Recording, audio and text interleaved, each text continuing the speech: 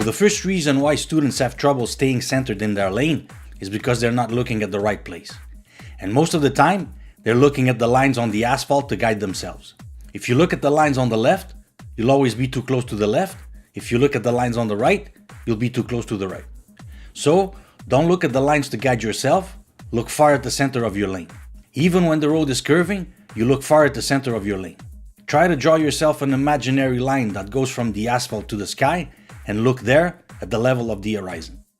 Of course, you're not going to be staring only there.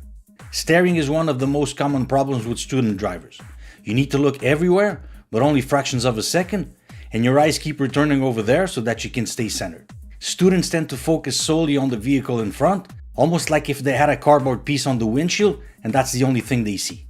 So when the vehicle in front drifts, they drift with them. So just keep looking far ahead at the center of your lane. Just a side note, this is one of the reasons why the move over law exists, where when passing an emergency vehicle, you should leave a whole lane between you and the vehicle in question if possible. People, when passing by an emergency vehicle, by curiosity, they tend to look, so because they are looking in that direction, without realizing it, they tend to go towards the vehicle in question and accidents happen. Another example is when going around circular medians like this one. Students tend to look at the concrete border so that they don't hit it, and what happens? They almost hit it. Again, here, don't look at the border, look far at the center of your lane. See the difference?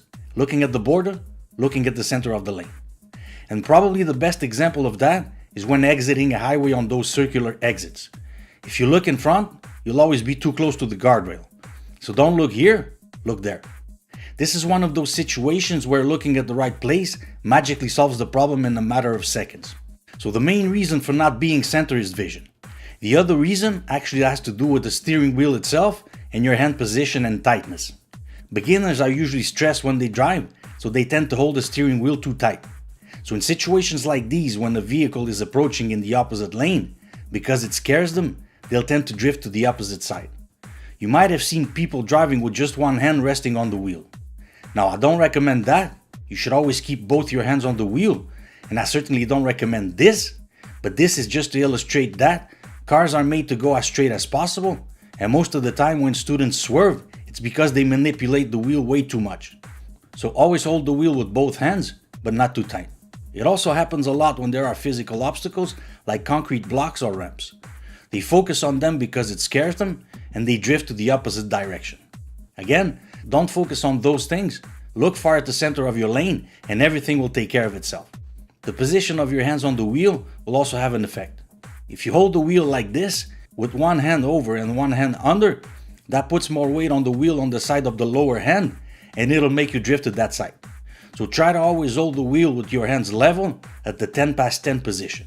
One last thing that might make you swerve and is actually not your fault, it's problems with the steering mechanics of the vehicle itself.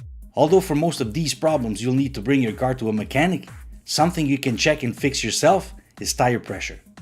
If, for example, the right tire is underinflated, the car will lean to that side, so when driving, you'll tend to drift to the right. So try to keep both tires properly inflated and at the same pressure. I hope you liked this video. Thanks for watching.